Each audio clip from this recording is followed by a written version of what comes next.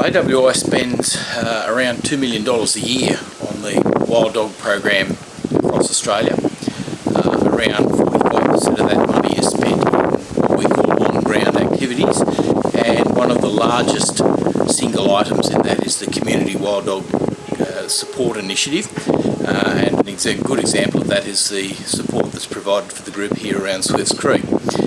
Another 45% is spent on providing coordination, which is largely about making that on-ground activity effective and efficient through coordinated activities. And that's done through people such as David Crusher, who is here today, and the National Wild Dog Facilitator, also here today, Greg Mifsud.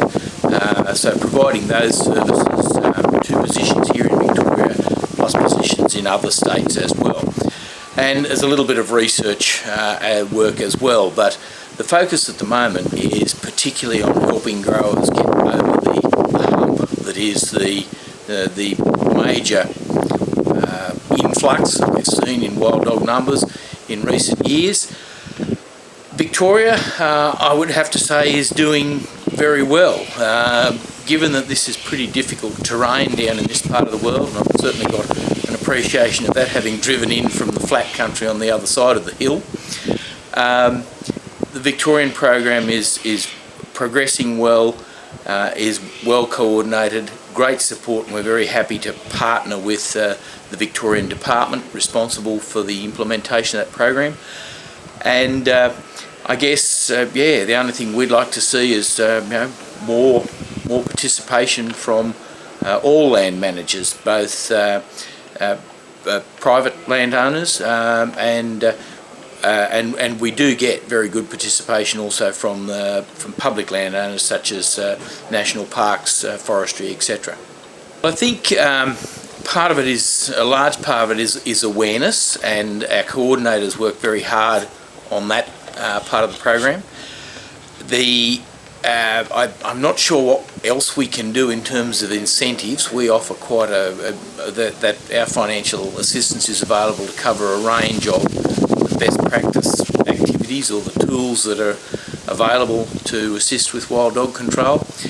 I think it's probably a case of keeping on in that this is a long-term program.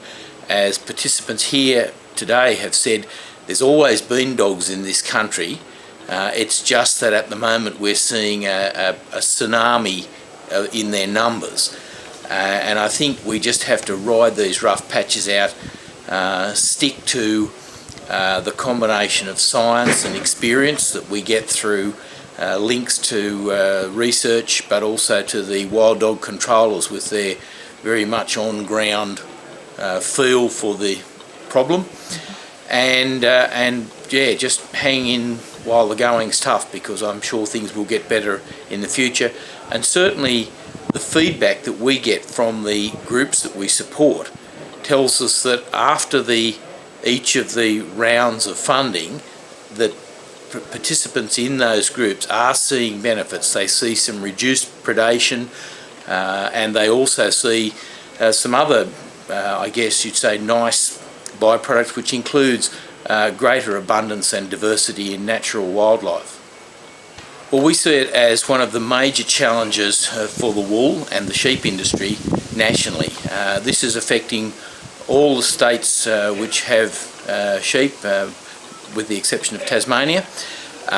It is a major challenge, and in parts of those states it is the single biggest challenge and reducer of profitability in the industry. And we've seen a significant reduction in sheep numbers in Australia in the last 20 years, and certainly in the last 10 years in some parts of some states, wild dogs have been a very significant factor in that reduction.